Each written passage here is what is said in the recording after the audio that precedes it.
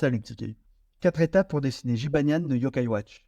Yokai Watch était le dessin animé préféré de mon fils quand il était petit. Même si ce personnage peut te sembler simple à dessiner, il a quelques particularités dont il faut tenir compte si tu veux bien le représenter. Et si tu veux progresser en illustration, je t'invite à suivre cette méthode sur la construction à partir de formes simples.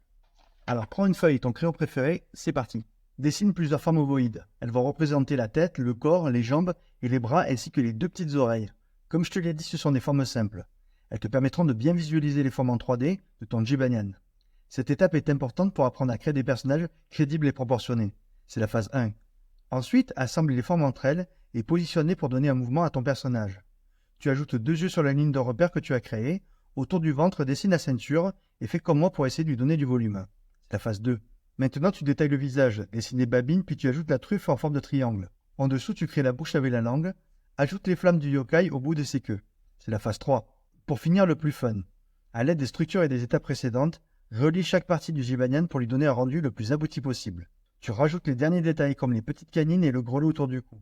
Quand tu es satisfait et si tu t'en sens capable, essaie de placer des ombrages pour compléter ton personnage. Ce genre de personnages issus de manga sont de bons modèles pour s'entraîner. Si tu es débutant, ils te permettront de prendre confiance en toi, car ils sont souvent constitués de formes simples à dessiner. Et quand tu seras plus à l'aise, tu pourras t'attaquer à des tutos plus avancés. Je souhaite créer des tutos qui te correspondent au mieux. Et ça serait chouette de me dire dans les commentaires à quel niveau tu te situes. Curieux, débutant, intermédiaire ou avancé? Ça me permettra de te connaître et d'ainsi adapter mes contenus. Tu peux aussi me rejoindre sur mon Patreon Golem Level Up pour découvrir tous mes tutos, mes conseils et télécharger toutes mes illustrations pour soutenir mon travail. Ensemble, on s'améliore.